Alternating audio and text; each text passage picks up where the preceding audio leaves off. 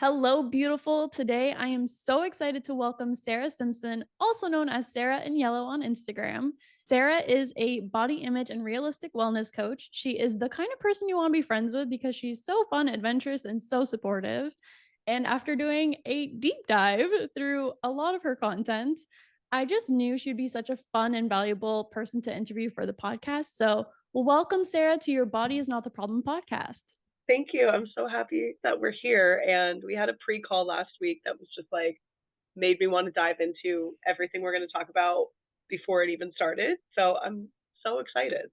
Yeah, I mean, I feel like we could probably talk on this topic today for hours, but we Hmm. will do our best to contain it, but maybe we'll just have to have another episode. But Yeah. to start, can you please share with us a bit more about you and your body image journey?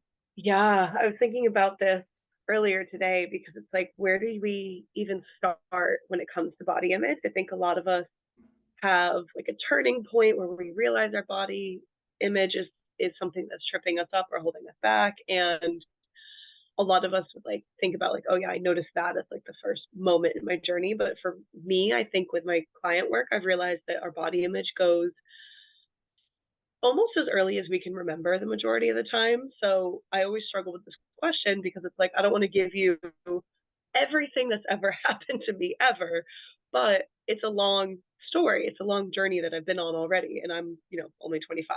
But I feel like when I think about the beginning of my body image journey, I think about the first time I was aware of my body, the first time I felt like something was wrong with my body. And I think a lot about being maybe like 8-ish years old and thinking about how I had limits on like how much I could eat or how much I could drink. Like I loved drinking milk when I was growing up, and I had like a limit of how much milk I could drink a day because there was worries that my body was going to get too big. And I'm an 8-year-old kid. Like that's a very difficult thing to understand when you're a kid and no one's really explaining to you, you know, why your appetite is a bad thing or what you should be afraid of. And so I think my negative body image started that early with not understanding why my body was a problem, but knowing that other people saw it that way. And it was not always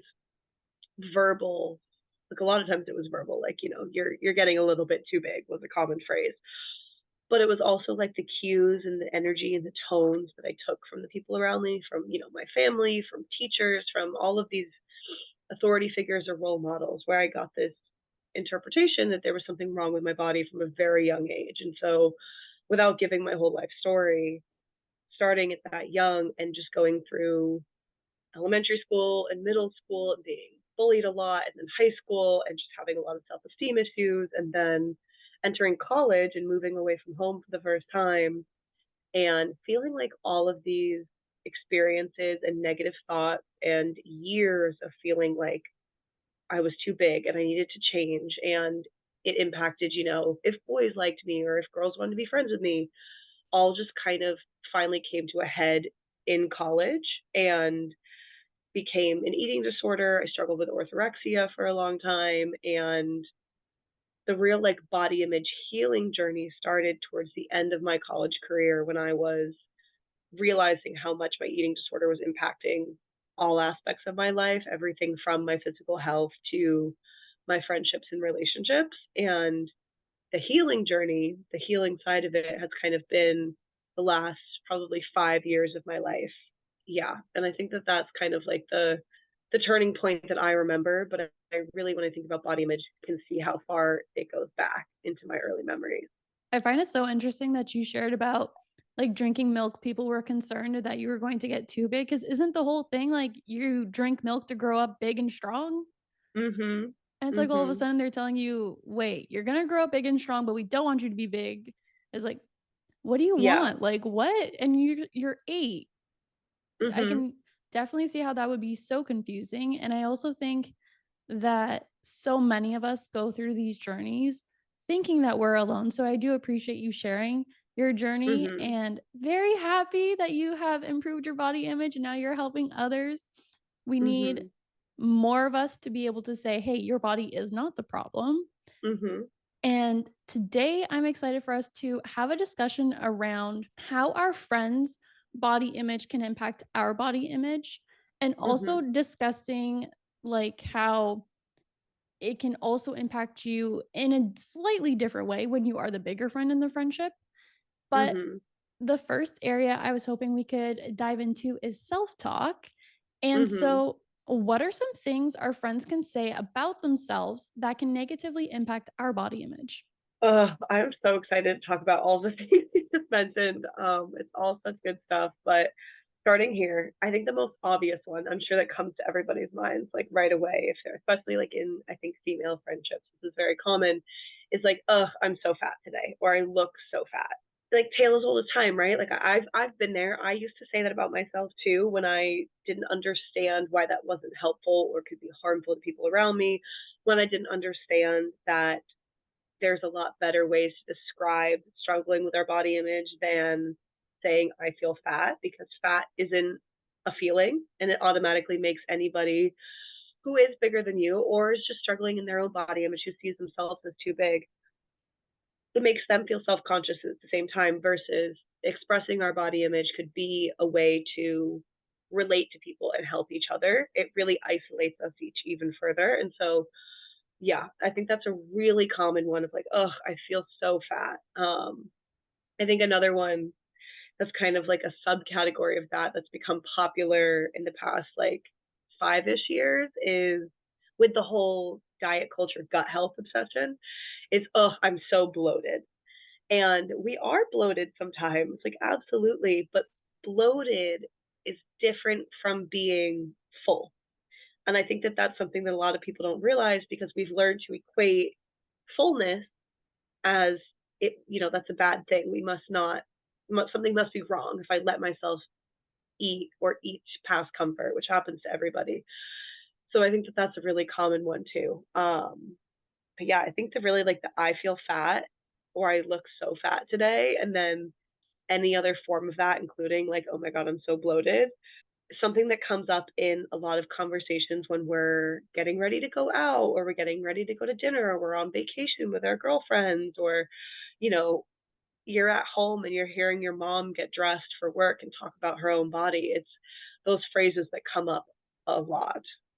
I think it's really amazing that you brought up the difference between being full and bloated, because I know I've seen so many people say that like being full is they still call it bloating. And I don't like that we still call it bloating, because Mhm. I feel like that's where it gets confusing. That's like real bloating is like painful. It's a sign from your Mhm. body that you need to listen up. Whereas Mhm. it's completely normal for your body to expand when you're filling it with food Of and course. water and drinks and all of these things. And I think because we've all grown up in a society that is fat phobic, that we then become afraid of eating anything because Mhm. we're afraid of that little bit of fullness in our body. But what would you recommend then for someone who is hearing their friends say, "Oh, I feel fat," or "I'm so bloated"? How can they like respond or keep their mind in their own lane? Yeah, absolutely. I think those are two separate things too, like our external response to our friends and our internal response, which is that self talk that we mentioned. I get this question all the time. I talk a lot about growing up, always feeling like the bigger friend. And so I have a lot of people that work with me as coaching clients or just follow me on social media that have also felt that same way. And I get this question all the time of like, I got one the other day that was like, I'm going on vacation with a group of girlfriends. I am undeniably the physically biggest on the trip. I know that they're going to talk about their bodies this way. We're going to be drinking. We're going to be going out. We're going to be going to the beach. How am I supposed to deal with this? And it is that those two sides of it, the external reaction to our friends and the internal self talk. Starting with the external reaction, I always come back to boundary setting. And I think that that's like a psychology buzzword that's getting more and more popular these days. But I think that realistic boundary setting, again, because I'm all about realistic wellness and all forms of that, realistic boundary setting is both verbal and nonverbal boundaries. So a verbal boundary might be something like, saying to that friend when it comes up or when it feels like a safe space, it feels like when the time is right, because we don't want to be just reactionary, we don't want to just be angry, is, hey, when you talk about your body in this way, if we go with the I feel so fat example, when you describe yourself as feeling fat, it makes me feel this way about my body because, it makes me self conscious about my own size because I'm undeniably bigger than you, or I'm struggling with my own body image. I think something that would be beneficial for both of us, for you to express yourself and for me to understand how you're feeling, is to use different or more descriptive words. So maybe you say, I'm feeling really self conscious, or I'm feeling really anxious, and I'm recognizing how that's impacting my body image, or I'm feeling nervous, or I'm feeling self critical, or I'm feeling frustrated with these clothes that I thought would fit or I'd feel good in, and they're not. And using different words to describe that is going to benefit both me and you. And when we set boundaries, it's important to remember that we're setting them without trying to control how the other person's going to respond. And people aren't always going to understand where we're coming from, or they might get defensive, which is also why it's important to acknowledge that realistic boundary setting is also nonverbal boundaries. So if you have friends that make these body comments a lot, and you recognize that if you say something, they might not be capable of listening to you, or they might just react negatively in a way that's not worth you putting your energy into that conversation. Maybe our nonverbal boundary is just changing the topic when those conversations come up, like, oh, I feel so fat. I'm so sorry you feel that way. Directing to something else. That's a nonverbal boundary. It's not giving in to someone else speaking that way. It's just recognizing that it's not worth your energy to try and change that behavior in them, at least in this moment. So that's how I would handle it on the external. I think I use the example of friends a lot because I've experienced the negative body talk a lot in female friendships, especially through college. I think that there's another layer of that to be said around having these experiences with someone who's in your family, because family's different in the sense that, to a degree, we can't cut them off as easily as we could cut off a quote unquote toxic friend. So I do talk a lot about with clients, like the difference between friends and family, and that can dictate how we set those boundaries. With family, you might verbally set those boundaries a little bit differently, or you might err on the side of caution and more often set nonverbal boundaries, like changing that subject. But that's how I would handle the external experience of those conversations. Really, overall, just acknowledging that whatever you decide to do, whether it's verbal or nonverbal, changing the subject or making a boundary statement, doing it with your best interests and your own self preservation and mental health in mind. Again, not doing it to try and change someone's mind or force them to learn something. Because when you try to do that to people, usually makes them shut down. Um, any thoughts on that before I move on to the self talk side of it? What was coming up for me was from my experience, I also just remember feeling frustrated when they would say those things. But I think part of that is because I truly thought that my body was the problem. Like, I thought Hmm. only people in bigger bodies had negative body image, even though I struggled with my body image when I was in a smaller body. But so I feel like that also gave me, like, less patience and, I guess compassion for them because they are still struggling with their body image, but like you said, it's like fat's not a feeling. How can we also help them by teaching them and being there for them by saying, "Hey, what are you actually feeling right now, though? Because I can't help you if you just say you feel fat." Hmm. Yeah, absolutely. And that's such a good point. I get that question a lot from people too of like, am I a bad person for being angry at my friends or being frustrated with my family for talking like this in front of me or not understanding how it impacts me or making it feel like they're just being insensitive. I get that all the time. Like, am I a bad friend? Am I a bad person for being upset about this? And of course, the answer is no. It is a two-sided situation, though. It is on them to be open to learning and to wanting to meet you halfway and be a good friend to you, and that entails acknowledging what's going to make you feel safe and seen in the relationship. And it's on you to, again, have that compassion, recognize that everybody does have body image struggles to an extent, or everybody can have insecurities or struggles. The difference for a lot of people, though, is again, with our literal physical size, there is a line where it goes from just body image issues to fat phobia because we can all have body image issues. Everybody, no matter your size, no matter your age, no matter your gender, no matter where you're from, we can't always all experience fat phobia.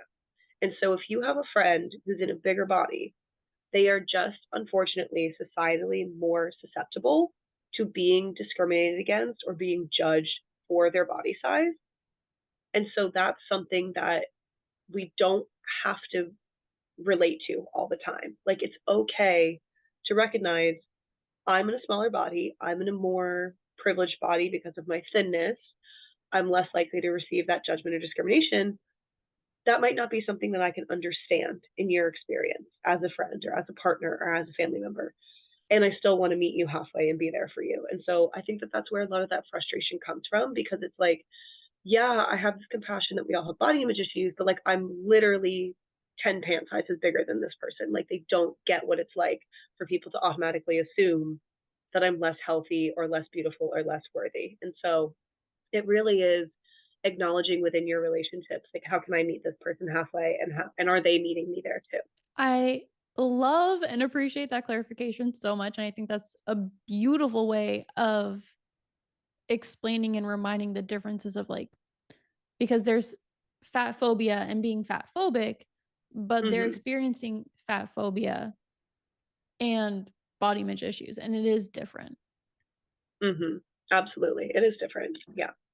And so just being able to acknowledge that and have as much compassion within ourselves and for the other person, but also acknowledging that we deserve to be in relationships, whether it's friendships, family relationships, partners that want to understand our experience too. I think that that is the cornerstone of successful friendships when it comes to understanding each other's insecurities and body image is being willing to put ourselves in the other person's shoes, even if they're in a bigger or smaller body than us.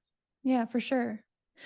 So for the internal for the Hmm. self-talk then, I feel like the nonverbal boundaries also kinda goes with that, because then it's Hmm. like you're setting a boundary with yourself also then, probably that you're not going to let your mind and your brain take that in as a personal trait for yourself. Yeah, absolutely. Yeah, I think you have a great point there. And self-talk is hard. Self-talk is like one of those things that we're all trying to hack, we're all trying to be better at. And I think that there's so much I could say about self-talk, but I think that one of the really important things with body image and fat phobia, internalized fat phobia and experienced fat phobia, is we have to ask ourselves, like outside of the present moment, where does this tendency to criticize myself or where does this belief that my body is the problem come from? Because we so often just deal in the present. We don't often ask ourselves, what experiences led me to believe this? Like my understanding of my body image journey, not just starting when eating disorder recovery started, but starting way back when I was 8 years old and maybe even younger than that, that took time for me to acknowledge. I would not have always told my story in that way because for so long I wasn't acknowledging the root of the way I felt about myself, like what led to the eating disorder, what led to feeling like I needed to put myself on a diet, what led to that body shame, what led to letting people treat me poorly because of what I looked like, my perceived value. And so part of self-talk for me, I have a formula I work through with clients. I teach them this formula. I really hone in on their specific negative self-talk with this formula. But part of it is asking ourselves, like, where's this thought coming from? So first step of the formula is just recognizing the thought, putting it into words and saying, okay, like if I had to write this out or verbalize it to another person, how does this fit into a sentence? Because a lot of times our thoughts, our self talk is just like these really quick feelings and moments that we can't even slow down enough to kind of pull out of the air and say like, okay, wait, that's wrong. That doesn't feel good to say to myself. It's so quick, it's so subconscious. So bringing it to our conscious, really acknowledging it, and then challenging it and saying like, where does this come from within myself? Like, why am I feeling this way? Why am I talking to myself this way? Who or what taught me that this is how I should feel? Because when we acknowledge that there's a reason for these things, we shift the explanation from there's something wrong with my body to there's something wrong with the way that I was taught to see my body. And that's a huge shift. And that takes a lot of practice. And then the third part of that formula is just transforming that thought into something that is more self compassionate, that is more affirming, is more motivating. Like I think this way because of this experience. But what's really true, how I really want to feel, is this alternate thought. And that's a formula that I work through with all of my clients. I teach it to them at the very beginning of all of our work together because it is so essential and it takes practice. But the thing with self talk is that you could understand it logically. You can listen to this podcast and hear, like, oh my God, that makes so much sense. I've never thought about my body image as being something that I got when I was younger. Now I have to work through. And tomorrow, you're still going to struggle with it because it's a lot of practice. And so it's a lot of compassion in these moments of experiencing friendships or relationships that challenge our body image and still feeling triggered, still struggling and not labeling that as failure in some way.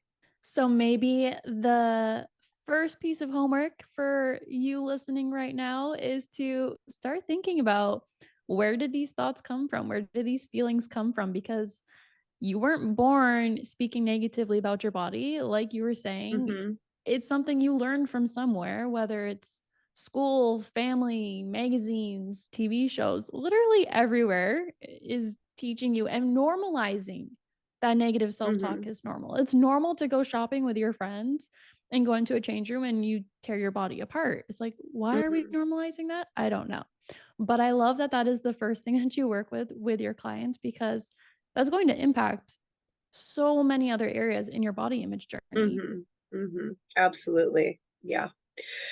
Oh, yes. And then, we can dig deeper into self-talk. There's so many different strategies that we can use, but I think that that's a really good place for a lot of us to start, is just acknowledging, like, this isn't the first day on this journey. It's not the first year on this journey. Like, where did it start? Where did it come from? And that could be really emotional. Like, that can bring up a lot of different feelings. It can, if we talk about that frustration with other people in our body image experience, like, it can bring up a lot of anger. Like, I went through a lot of frustration and negative emotions towards my family members. And I still feel that sometimes because they were doing the best that they could at the time, but they spoke really negatively about themselves, or they spoke really negatively about food. Or I can have frustration or sadness even for people I was friends with in high school who clearly had disordered behaviors, but none of us really knew what that was at the time. And so I always listened to their negative body image and observed their behaviors, and I ended up internalizing a lot of it myself. And so going slowly in that process, understanding where these beliefs came from is really important because it's that self compassion too, to say these emotions are valid, but they're also very heavy. And I'm just going to take it one step at a time. Yeah, very good point, because those emotions, like, I can relate a lot with the different people that I've had to forgive for certain things they have said about me and my body. It's a Mhm. lot. So, yeah, take your time, ask for help, because you don't Mhm. have to do it alone. So, reach out to Mhm. Sarah, join her programs, and just know, yeah, you don't have to do it alone. Yeah, absolutely. Yeah. I mean, most of the people I work with have a lot of experience in trying to heal their body image and they've made progress on their own, but it does get to a point where, I mean, the same way it's valuable to talk to you about this, like it's really valuable to have community around healing this part of your life. And that is why a lot of people end up working with me. They're like, I have all of these emotions. I'm angry at my friends for talking about their bodies this way. I'm angry at my mom. I'm frustrated with the world. I want to have healthy habits, but I don't want to hate myself anymore. Like having somebody to work through that with you is incredibly valuable. 100% agreed.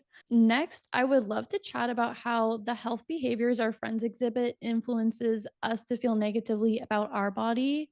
I know that I remember my friend back when I was in a bigger body and she fit society's beauty standards very well, in my opinion. That Mhm. she was always telling me, "Oh, I need to lose weight," and saying that the food she was eating was quote unquote so bad for her.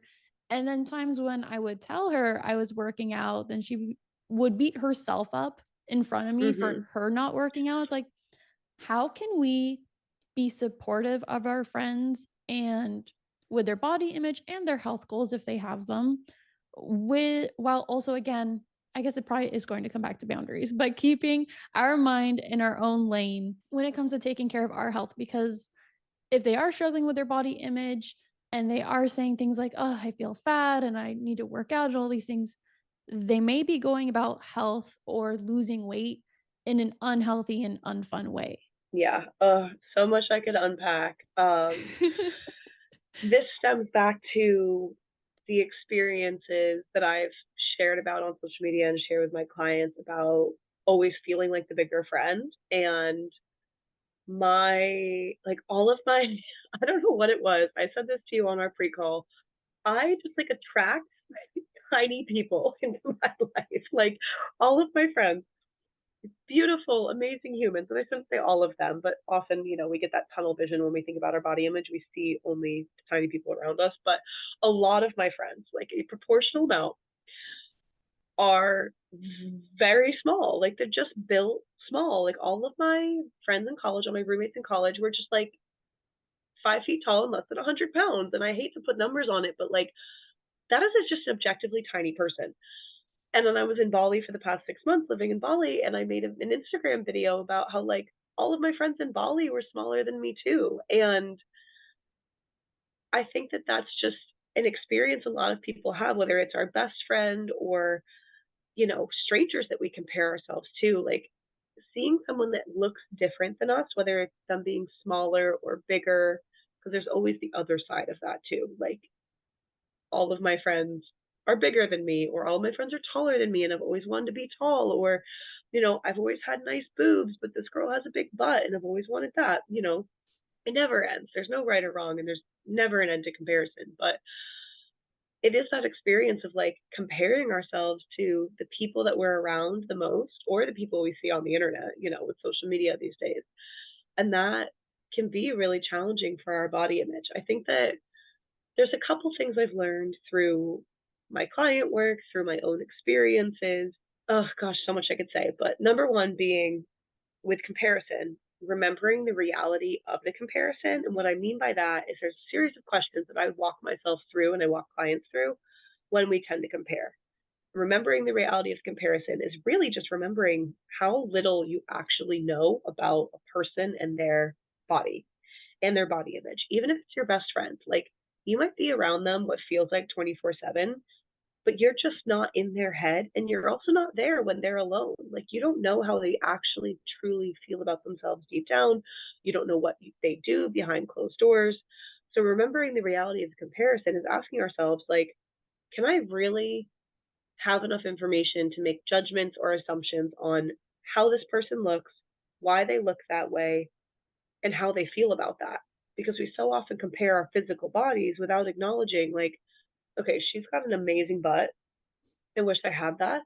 But what has it taken for her to get there? Is it restrictive eating? And I don't know that either way. Is it just genetics? And I don't know that either way. Is she obsessed with going to the gym? I don't know that either way. We just don't have enough information. And so, really grounding ourselves and acknowledging our brain likes to fill in all these gaps to make sense of things, but the information it fills in isn't always useful because everybody has different explanations for why they look the way they do, and we might deem them as good or bad. Like it could be stress or depression or a death in the family, or they just lost their job and they're struggling to eat breakfast.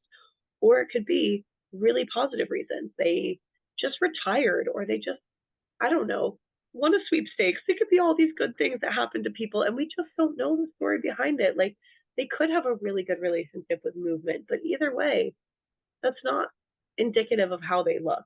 It's disconnecting the mental from the physical in that way. And so that's my thoughts on like the tendency to compare, even to people that are close to us. Oh, I have so much else I could say. So, what advice would you give to someone who can clearly see their friend is struggling and is deep in diet culture, is doing diet after diet after diet?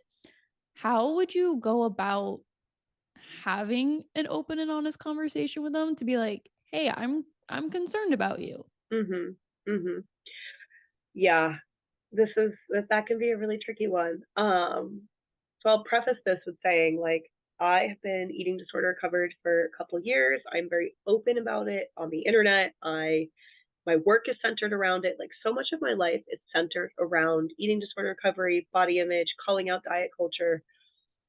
Everyone in my life who knows me well knows this about me. They know my story, they know my work, know that I'm driven by this every single day. And I think that there's a perception with people like me who are so enmeshed in this space that everyone around me feels the same way. And I have to acknowledge that there are people in my life who I'm close to, friends, family members, everything, who have eating disorders and who struggle with their body image and who struggle to eat enough every day. And I have those people in my life. And so I've experienced that even being in a place where I'm so grounded in my body image, where I'm so aware of diet culture, where I'm so much an advocate for mental health and eating disorder recovery. I still have those people in my life too. And so navigating that is a very difficult experience sometimes, especially for someone like me who has all the tools, who is outwardly a resource for my clients, for the people that follow me on Instagram. And I want to look at my friends or my family sometimes and be like, use my brain, use my knowledge, listen to me. And the thing is, we can't always convince people and we can't always pull them out of that space until we're ready. And so, yes, it's important to have conversations with people when we are deeply afraid for their well being. And I think that the more realistic take on this from someone that's dealt with it for years, who has clients who maybe aren't ready to heal certain parts of themselves too, is that the best that we can do a lot of times is leading by example. And that has to be enough. And I have noticed, because I am very stubborn, I love to hear myself talk. I'm literally a coach. Like my job is to give advice in these areas. I have tried to coach my friends. I have tried to coach my mom. I have tried to coach my family. It doesn't work unless they want you to be doing that. And so leading by example is this more effective alternative that I've noticed. Like I have conversations with friends and they're like, oh my God, I'm so anxious. Like I just can't eat today. And me going into a speech of like, well, that's actually worse for your anxiety because, when you don't have enough food in your stomach, it makes your anxiety worse and it's not good for your food mindset. And I'm worried that you have, disorder patterns. And my clients think this. And I had a client who thought that, and I got them through it with this. Doesn't help. It makes people shut down. Having conversations instead that are like, yeah, I really hear where you're coming from. Something that works for me is, just ordering a smoothie because that's easy to get down when I'm anxious and I'm feeling nauseous, or not even having that verbal conversation, but still leading by example. I'm so anxious I can't eat tonight. Well, I'm really hungry, so I'm going to order something that looks yummy. And then they start peeking over the menu too, and they ask themselves, like, okay, maybe I can get this down. Maybe I can challenge myself to have this today. I have noticed that leading by example is so much more effective for helping other people, except in serious situations, of course, but in day to day, really way more effective. And it preserves our own body image and our own energy and our own mental health so much more as well, because we're not giving all of our energy to something that, someone that's not necessarily open or able to hear what we have to say. I love that advice because it's something that I have been working on a lot. And I feel like when it comes to leading by example, you have to remind yourself you're in it for the long haul. I Hmm. think because I think where leading by example can be um more difficult sometimes is that you want them to feel better yesterday. You can Hmm. see that they're struggling, you can see that you could help them if they just asked, but then I try to put myself back into old Leah's shoes who was in their shoes. And it's like, you could have told me I could be better the next day and I wouldn't have done it if it wasn't a diet, Hmm. if it wasn't a, it didn't actually sound like a quick fix. Yeah. And so I think leading by example is difficult, but I mean, at least you're going to keep being in their life, you're going to keep showing up, and Hmm. eventually you're going to rub off on them eventually. So just keep going. Yeah, absolutely. And like I'm thinking of like very specific examples in my life as we're talking about this that I will refrain from sharing for these people's privacy, but people that are very close to me, like friends and family who are very close to me, who I've tried to change their minds about physical habits like eating and exercise or mental health habits like, oh my God, please go to therapy. I've tried to outwardly change their minds and tell them what I think they should do. And I had to realize at a certain point, like, I'm harming both of us by doing that. And then I started leading by example. And not, it's not trying to even just like subtly change their minds, like really just embodying, okay, well, I'm someone that eats breakfast, so I'm going to eat in front of you. And that in itself is going to be influence enough for you to see someone who has normal habits or somebody that has a grounded body image or somebody that has prioritization of their own mental health. Like, I'm going to tell you that I'm going to therapy today, or I'm going to tell you that I ate the best chocolate cake without guilt. And that in itself, I've seen with people in my life and with clients, of course, too, but really with the people I love the most, that has changed their habits, maybe over a matter of weeks or months or years. And it takes patience. But yeah, when we're in it for the long haul, that's worth it for us. The bigger picture goal has to be enough. I don't know why, but it literally just clicked in my head in a specific way of like, we were influenced to hate our bodies. So now they're just going to be influenced to love their bodies. And so it's just slowly but surely changing their Mm-hmm. influences. So I love that. Absolutely. And so, next, something that I struggled with a lot in 2016 with the same friend who fit the beauty standards was clothing shopping because her Mm. favorite store didn't go anywhere near my size. And so Mm-hmm. it's like we would go into the store because, again, also I was a major people pleaser. So I was like, yeah, Yeah. we can go into that store. We don't need to go into any of the stores I like. That's okay. And we would go in and I would just find myself beating myself up even more because especially at that time I was basing all of my worth on my size and what my clothing sizes said. And so, what mindset shifts and tips would you recommend for the bigger friend when clothes shopping with their friends? Yeah, that's a tricky one. I think that one of the first things you said is really important, which is recognizing when we're not speaking up for ourselves. And it doesn't, again, have to be changing anyone's mind specifically, like making our friends understand what it feels like to be in our bodies. It's again just having friends that are open to listening to us and trying their best to put themselves in our shoes. So, yeah, I think we were talking about this before too, in the sense that I was sharing with you on our pre-call, like one of my best friends a couple of years ago loved to shop at PacSun. We'd go to PacSun like every week to like get a new outfit to wear on a Friday night. And every time we go, like they have cute stuff. When you're 19, 20, that's what you want to wear. And we go and I'd be like, okay, I need jeans. They literally don't sell my size. Like they literally do not carry my size. And I've had a lot of friends in smaller bodies be like, oh, yeah, they're sold out of my size too. And I get so frustrated because I'm like, it's not the same. Like, they're sold out of your size, but they had it at one point. They literally do not recognize that people my size exist and want cute jeans. And so there's a lot of frustration there. I think it comes back to the boundaries again. A lot of removing ourselves from being people pleasers is setting boundaries in our lives. And then with the mindset shift, I mean, I think that we need to be aware of our bigger picture society if we're going to release a lot of these beliefs about ourselves. And what I mean by that is like we've referenced fat phobia a few times, but fat phobia is not just an interaction we have like one to one, like person to person. Fat phobia is this bigger societal experience that we have where we live in a fat phobic society.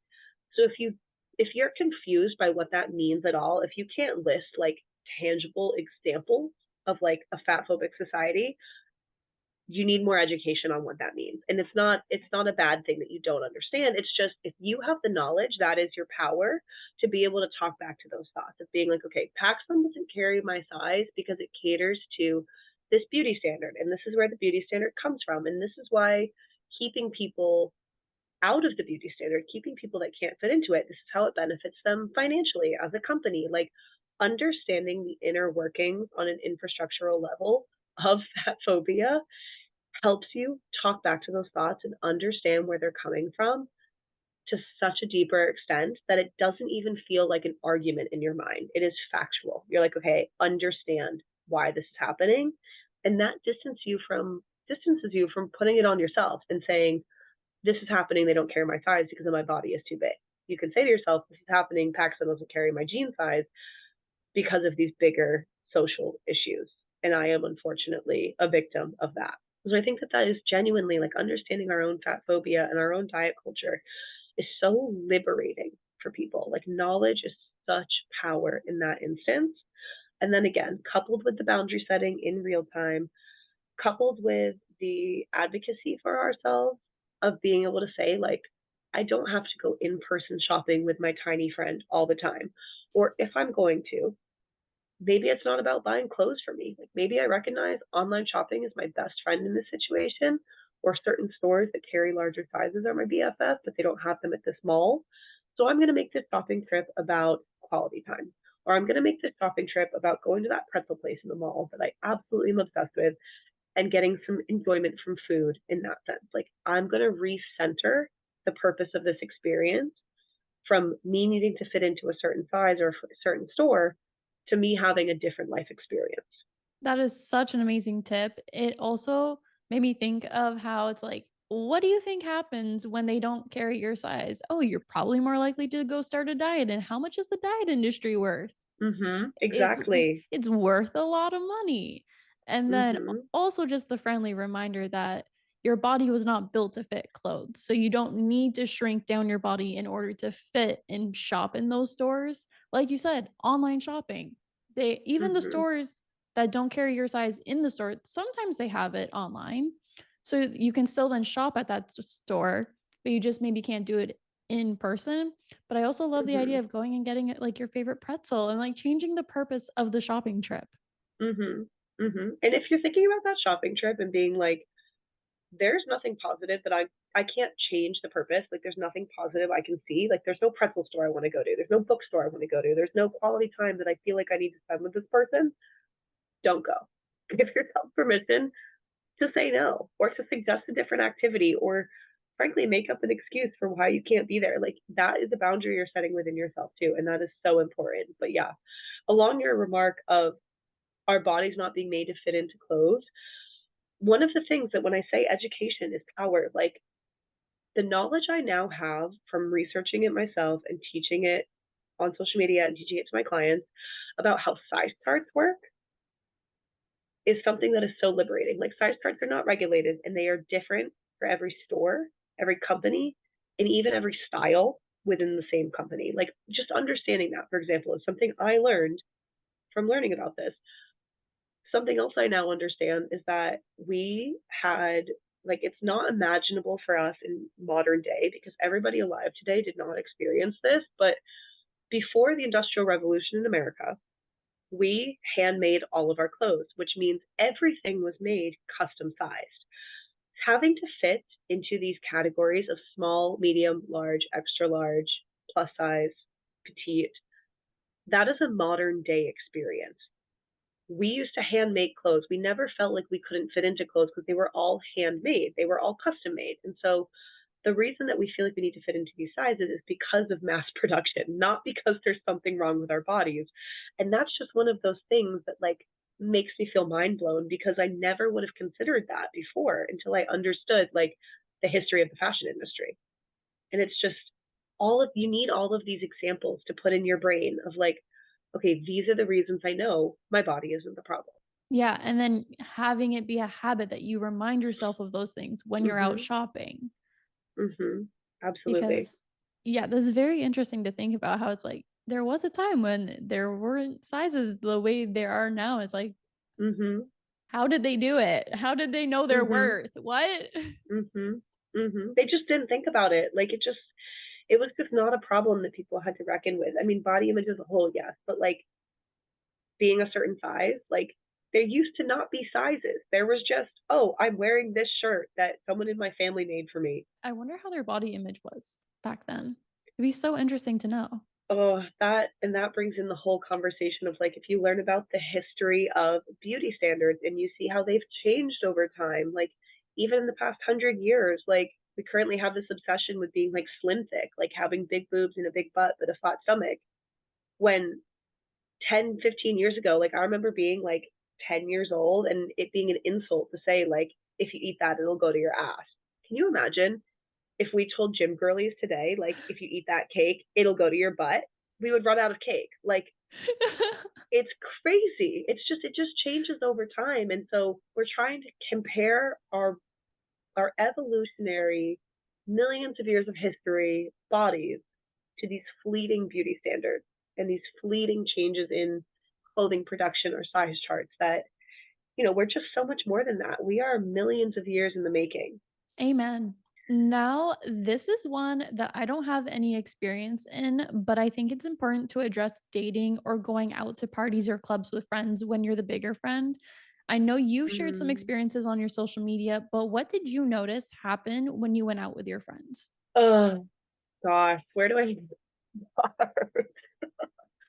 um, yeah, so for context, I was single for most of college. I was in a relationship for a couple years after college. I ended that relationship and I moved to Bali, Indonesia, and started dating again. And so I went from like a period in my life where I was single and going out a lot and like, wanting a boyfriend, wanting men to like me, being in a relationship for a long time, not going out hardly at all because COVID, and then going right back into that. And it's been so interesting. Thinking about all of these experiences that I've now had, I hate to say this because it's like so generic and like so like, I don't know, it's not easy to implement, but it really is about like confidence being an energy. Like my size has fluctuated so much. I have been in a smaller body and been way less confident. I've been in a bigger body and been more confident. I have certain nights where I'm in the exact same body and I'm so confident and in the same body again and I don't feel confident. Like it literally does not have to do with your physical body size. It might have to do with the beliefs you have about that body size. Again, fat phobia, body image, our experiences. But through all of this time, through being in a relationship and not, through being in college and then being 25 years old and dating in Bali, Indonesia, like all different experiences, the main consistency is that confidence is an energy. Like I, this is going to sound so ridiculous. I pull insanely hot guys because I am confident. And like, I did not do that when I wasn't. And again, that's such like a must be nice kind of thing to say, but it is a learned experience. Like you can learn to be confident without changing a single thing about your physical body. That is literally what I teach to clients. I teach them how to be that way. But oh my gosh, like the level of confidence in dating that opened up to me when I found more body confidence is mind blowing because I look at the people that I gave access to me, whether it was my energy or my body, when I had low self worth. And I look at the people that I pull now and I'm like, oh my God, there's such a difference. And the difference is me. The difference is how I feel about myself and what I deserve. So confidence in your body gives you confidence in dating because it gives you confidence in what you deserve as a person, what energy you deserve, if they're reciprocating your energy, honestly, like the physical attraction that you have to a person. Like I used to settle when it came to physical attraction. And don't get me wrong, like every human is beautiful in their own way, but we have things that we're attracted to and things that we're not. Everybody's different. I have type, and I would very often settle for people outside of that type or just people I wasn't physically or sexually attracted to because they liked me. And I felt like I had to grab onto that. So, yeah, I really feel like the biggest observation I've had is that confidence is such a mindset. It's such an energy. It's not a look because I've been smaller and I've been bigger, and that has had no correlation to how I feel about myself. Do you have a favorite affirmation or mantra for confidence? Oh, I'm not really like an affirmations girly because I think that positive affirmations are overdone in the sense that like I've heard this message a lot of times like in my own recovery, in my own healing journey where it's like say this positive affirmation 5 times in the mirror every morning and soon you'll believe it. And it's like, okay, that's kind of bullshit. Like, just saying an affirmation is not going to make you believe it. I believe in saying the affirmation and doing the internal work at the same time to believe it. Like, fake it till you make it only works to a certain extent. It absolutely can work to your advantage, but it can't be the only thing that you're using as a tool. So I feel like my affirmations change day to day. I think confidence is an energy is probably like an overall mantra that I come back to a lot, and that looks different every day, or like the specific mantras I'll come up with, such as like, you're beautiful today, regardless of your size, or you're doing enough, or you're such a good friend. Those all fit under that umbrella of confidence. So, yes, confidence is an energy, not a look. I love that. Yeah. Affirmations, I'm not team I don't fully believe in like fake it till you make it. I like Hmm.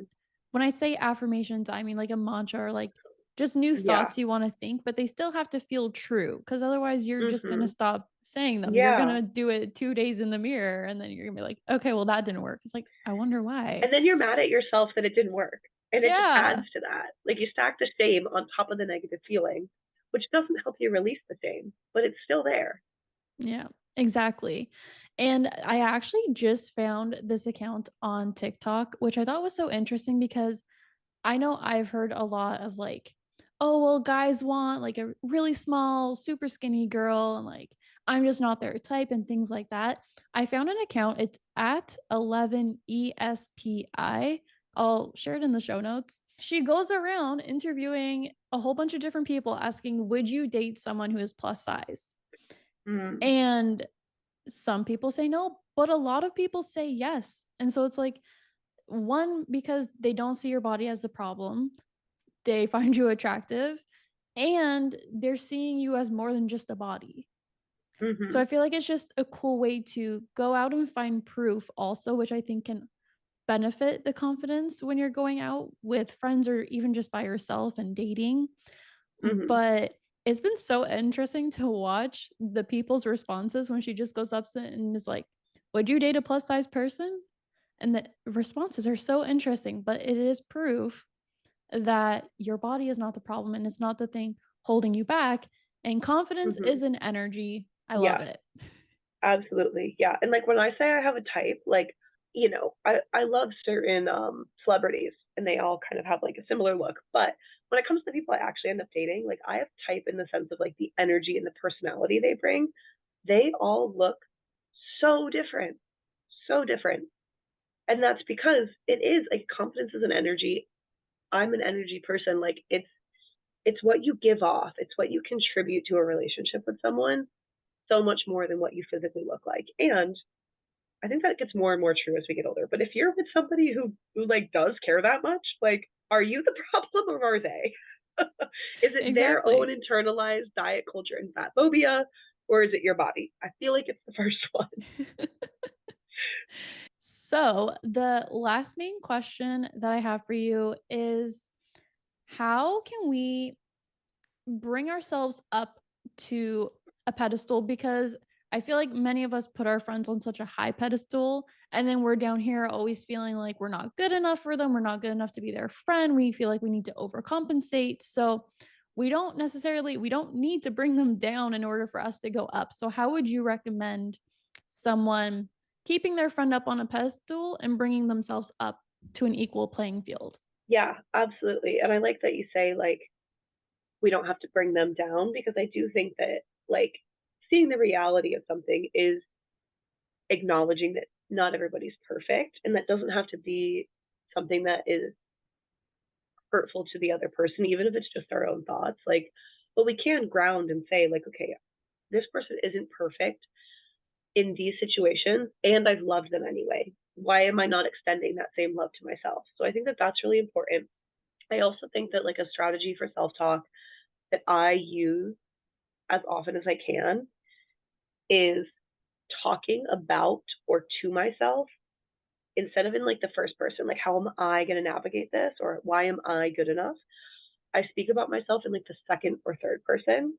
So like almost as if I'm speaking to a friend. Like I love this about Sarah, or Sarah is so good at this, or in the second person, like you're gonna make it through this because of this reason, or you are such a fun person to have around, and everybody wants to be your friend or wants to date you because of these reasons. Like here's what you bring to the table. Here's what she brings to the table. Removing ourselves from being so zoomed in to who we are, like zooming out a bit and just seeing ourselves as someone that interacts with others and interacts with the world, I think can be really grounding for us. So yeah, really seeing it as like a second or third person when we talk about or to ourselves. That's such an interesting thing to do. I don't think I've ever thought of that before. It's like, "Oh, Yeah. Leah is an amazing friend." Yeah. Wait, who? Exactly. Exactly. Yeah. And It we so definitely often feels like, different. yeah, we so often like are kind to the person we're speaking to when we use the phrase you. We're so often kind and objective and realistic when we're speaking to about someone, who's not in the room, the third person. It's so much harder to be negative when we're using those tones because we're so used to being positive. And the opposite of that is it's so hard to be positive speaking in the I or the first person because we're so used to being negative. So kind of blending those together, like finding the gray area for both can make it a lot easier to just be more kind to ourselves and really see ourselves for what we are, which is, a really good person who, sometimes makes mistakes, sometimes does bad things, but you're a good person deep down. That makes me wanna sing, Hannah Montana. Nobody's Yeah, perfect. exactly. Exactly. She was right though. She was onto something. Yeah. We love Hannah Montana. I used to Hmm. have, like, all of the shirts that she had sold way back in the day, and I would wear, like, the Hannah Montana shirt with, like, a tank top over top. I was golden. Uh, Yep. Honestly, that's like that. I mean, I know that's not the point we're going for, but I just can't help but think about like if you want to be kinder to yourself, like picture that version of yourself. Like, would you speak to that version of yourself, that like 12-year-old self, the way that you speak to yourself now? Like, that's elevating. Yeah, I definitely it's it's fun bringing up those old pictures of myself, and Hmm. it's, like, remembering everything that was going on in your life at that point, and then it's like, would you say those things? Hmm. No, she was cute, she was adorable, she was fun, she was doing her best, Hmm. and her body wasn't the problem, your body now isn't the problem. But no, I really, really like the second and third person perspective for Yeah. shifting that and bringing yourself back up to where your friends are because they're not perfect and neither are you, but you're both great Hmm. in different ways. Hmm. Absolutely. And it's not about being perfect. It's just about being human. I feel like we've So, had such a good chat. yeah. I appreciate you being here so much. I have 2 closing questions that I ask all of my Yes. guests, Lay them on me. and the first one is, what do you wish you could go back and tell younger Sarah? Oh, I feel like I need to answer this quickly. That's like the point of these closing questions. I would love to tell her, honestly, like her body's not the problem. Like everything that you feel about yourself, and again, this is that you perspective, everything you feel about yourself that you feel is a problem with yourself is something that has been given to you from somebody else who is not healed. And you don't have to take it. So good. So, so, so good. The second question is, what advice would you give to someone just starting to try and love their body more? Oh, be so patient and compassionate with yourself. Um, I always liken it to like learning a language. You spend many years learning a second language. Your body image is a language you've been learning for years and years and years. And so if I told you tomorrow, like our first language is English, like wake up tomorrow and don't remember how to speak English, that would be very difficult. If I woke up tomorrow and said, okay, starting today, we're going to learn a little bit of Spanish. You're going to learn a little bit today and a little bit tomorrow. And down the road, you're going to have more and more vocabulary to speak to yourself. I think that that's way more realistic. So be compassionate, recognize that like body image is a way that we speak to ourselves. It's a language. Unlearning it is very difficult, but it's absolutely something that's possible. Learning the language of self love is also something that takes time, but it's very possible. Also, again, knowledge is power. Like, don't overwhelm yourself with resources. Like, I don't recommend that you follow every single body positive person on the internet because I think it's an overwhelm of information. I recommend finding a couple people that you really resonate with and sticking with their messages because you can really get to know them better, get to know their story. I think that is a lot more effective for a lot of people. So yeah, surround yourself with knowledge through using social media as a tool. Like if we're gonna have to exist in this world at all with it, might as well use it as a positive light. Books, podcasts, just like this one. There's so much knowledge out there. Learn about size charts, learn about the Industrial Revolution and why clothing comes in certain sizes. Like answer all of those questions or negative thoughts that you have about yourself with knowledge, and you will move forward so quickly. Love that advice. So, so, so good.